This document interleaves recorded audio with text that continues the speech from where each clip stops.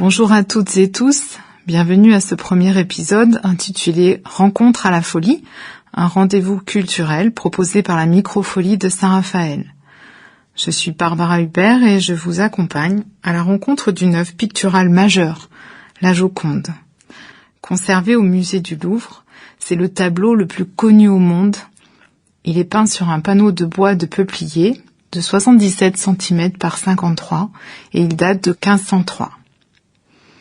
Ce tableau, saturé de discours, est célèbre pour sa célébrité. En temps normal, plus de 20 000 visiteurs par jour se pressent à sa rencontre. Concernant l'époque où il a été réalisé, il s'agit de la Renaissance. Alors que l'Europe est encore plongée dans le Moyen-Âge, l'Italie commence une nouvelle période où les sciences et les arts se développent. On redécouvre l'art de l'Antiquité grecque et romaine pour les dépasser.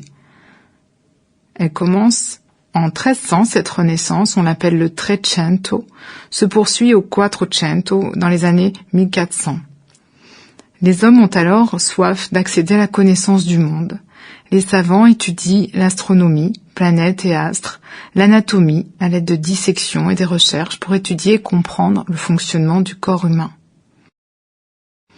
Grâce à Gutenberg, qui invente un mode d'impression vers 1440, l'imprimerie se développe et on imprime des livres que les particuliers fortunés et les universités acquièrent. Léonard de Vinci, peintre de la Joconde, s'instruit et étudie alors avec les premiers ouvrages imprimés.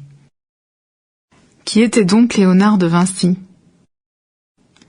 Léonard de Vinci est venu au monde le 15 avril 1452 dans le petit village de Vinci, non loin de Florence, en Italie. Il est le fils naturel d'une ouvrière agricole, Caterina, et d'un notaire de Pise et Florence qui épousera bientôt une autre femme de son rang. La jeunesse de Leonardo est assez floue, mais on peut penser qu'il grandit jusqu'à ses 2 ans auprès de sa mère, puis chez ses grands-parents. On sait qu'il était turbulent et très curieux de tout, qu'il passait des heures dans la nature à observer et dessiner ensuite avec une grande précision ses observations. La nature est donc pour lui une source inépuisable d'inspiration. Il apprit la lecture et montra une prédisposition pour la musique. Il joue de la lyre. Lorsque son père est parti pour Florence, il le présente à Andrea del Verrocchio, un des artistes, sculpteurs, peintres, orfèvres et musiciens les plus célèbres de cette capitale artistique italienne. Léonard a 14 ans environ. Il va tout apprendre dans cet atelier ouvert à toute nouveauté artistique. Il découvrira là la sculpture, le marbre, l'argile, la peinture avec d'autres élèves parmi lesquels son talent se distingue très vite. Ses premières œuvres montrent aussi que le talent d'élève dépasse le maître. La bottega, c'est le nom de l'atelier en italien, est une véritable ruche où il y a tant à faire. Les apprentis fabriquent les couleurs, on broie les pigments, préparent le médium avec du blanc d'œuf, les colles et les enduits des supports en bois, des planches de tilleul ou de saule. Il faut aussi entretenir l'espace et les outils, les pinceaux et entretenir le feu du four. À 20 ans, il devient officiellement membre de la Guilde des artistes de Florence. On le décrit comme un jeune homme aux traits très fins, aux tenues raffinées. Dès 1560, un écrivain nommé Lomazzo révèle que Leonardo fréquentait de jeunes garçons. À Florence, à l'époque, l'homosexualité était fréquente parmi les intellectuels et artistes, bien qu'officiellement, elle était interdite. Léonard de Vinci a passé une grande partie de son existence entre Florence, Milan et Rome. Au cours de sa vieillesse, invité par le roi de France, François Ier, il s'installera près d'Amboise, où il finira sa vie. Le roi de France le considère comme un père et fait de lui le premier peintre, premier ingénieur, premier architecte du roi. Une légende raconte aussi que Léonard de Vinci mourut dans les bras de François Ier, le 2 mai 1519 à 67 ans. Il est aujourd'hui enterré au château d'Amboise. Son incroyable génie. Léonard de Vinci est sans doute le plus populaire des artistes de tous les temps. à la fois peintre, architecte, ingénieur, philosophe, homme de science. Il incarne la figure par excellence d'un génie universel multiforme ayant innové tant par l'art que dans les sciences. Il a pour originalité de ne pas achever ses œuvres. Son œuvre est réalisée avec passion et une liberté totale. Il a fait de la peinture une chose mentale, cosa mentale. Pour Léonard de Vinci, la création artistique n'est plus seulement une activité manuelle, mais avant tout une activité intellectuelle. Enfin, il incarne le parfait homme de la Renaissance qui excelle autant dans la théorie que dans la pratique, bien que ses théories et croquis ne sont pas publiés de son temps. Le musée du Louvre lui a consacré une grande rétrospective fin 2019 pour célébrer les 500 ans de sa disparition et dévoiler au public ses nombreux croquis et carnets. Parlons maintenant de ses portraits. À la Renaissance, les portraits sont réalisés de profil, comme sur les médailles. Léonard de Vinci imagine une nouvelle manière de les peindre, en plaçant le modèle de 3/4. Ainsi, il renouvelle profondément ce genre. Ce n'est pas le premier portrait de Léonard de Vinci. La Joconde n'a pas été livrée à son commanditaire, il a été énormément copié et s'impose déjà au XVe siècle comme un vrai chef-d'œuvre. Il a une grande qualité d'exécution, la figure est prise dans sa totalité, sa pose crée une dynamique. C'est le charme qui est révélé, la grâce est incarnée.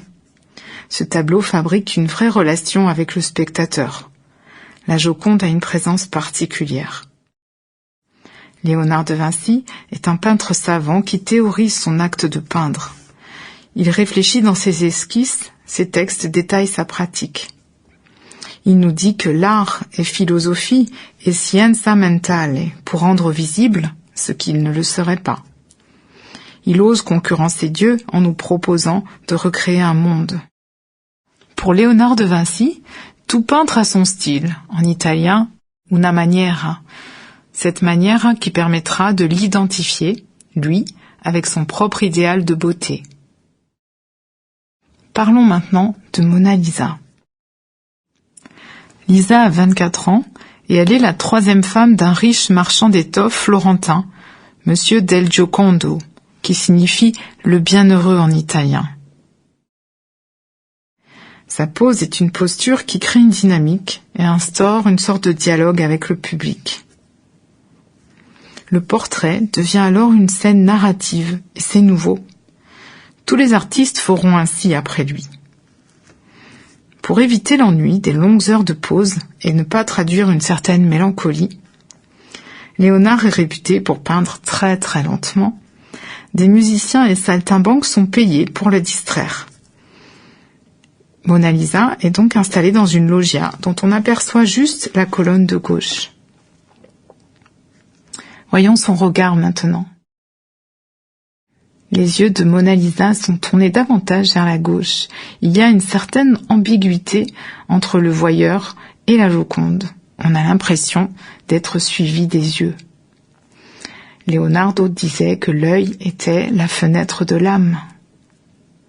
Pour lui, la peinture est une forme artistique absolue qui touche les âmes du monde entier, en effet. Y aurait-il une dimension érotique de ce portrait, dans le travail de la chair, le voile transparent qui s'ouvre très délicatement? Ce tableau produit un désir, la Gioconda provoque la joie du spectateur. Léonard de Vinci réduit sa palette chromatique, des ocres bruns pour le corps au bleu-vert pour le paysage, pour un effet d'harmonie. Il est un théoricien du clair-obscur avec le sfumato, qui veut dire dégradé en italien, et qui permet d'estomper les contours. Ainsi, la figure est non découpée, il n'y a pas d'effet de damier, mais il y a une infinie douceur et délicatesse des contrastes. La gorge de Mona Lisa est au centre de la composition, elle est comme un corps qui se livre. Elle esquisse un demi-sourire presque gêné qui provoque un charme subtil. Il qualifie la figure de joyeuse, comme quand il représentait la Ginèvre avec le genévrier. Parlons maintenant du paysage qui l'entoure. Ce paysage est volontairement déstructuré, désaxé. C'est voulu par Léonard. Ce portrait est une sorte de méditation sur le temps qui s'écoule, qui serait suspendu à ce sourire qui lui est censé être fugace. La tête, le corps de Mona Lisa articulent les deux parties dans un instant assez précis. Le pont que l'on aperçoit serait peut-être celui d'un passage, d'un chemin qui montrerait une route à suivre, sinueuse, comme celle de la vie. Il existe un parallélisme entre le corps de Mona Lisa et le corps du paysage. Volé et vandalisé, le 21 août 1911, tandis que le Louvre est fermé, un ouvrier italien, Vincenzo Perugia, s'y introduit et dérobe la Joconde.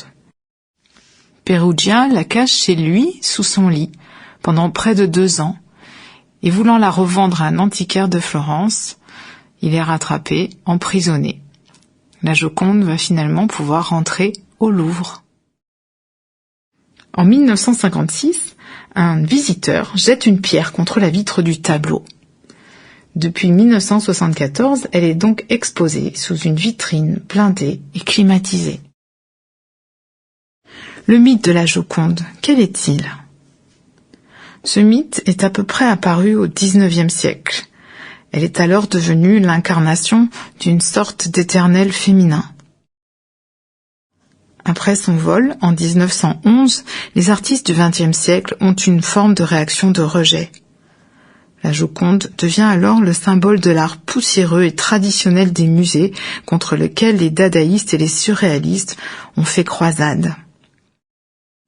En 1919, Marcel Duchamp signe une estampe bon marché, l'affuble d'un bouc et d'une moustache, avec pour légende ces 5 lettres en capitale, L-H-O-O-Q. Le peintre colombien Botero a dit « La Joconde est si populaire qu'elle ne peut plus être, depuis longtemps, une œuvre d'art. Elle est comme une star ou un joueur de football. » C'est en 1974 que la Joconde fera son dernier voyage au Japon. Elle est devenue un objet de culte de l'art. Les artistes contemporains continuent de beaucoup s'en inspirer. Merci pour cette première rencontre à la folie. À bientôt.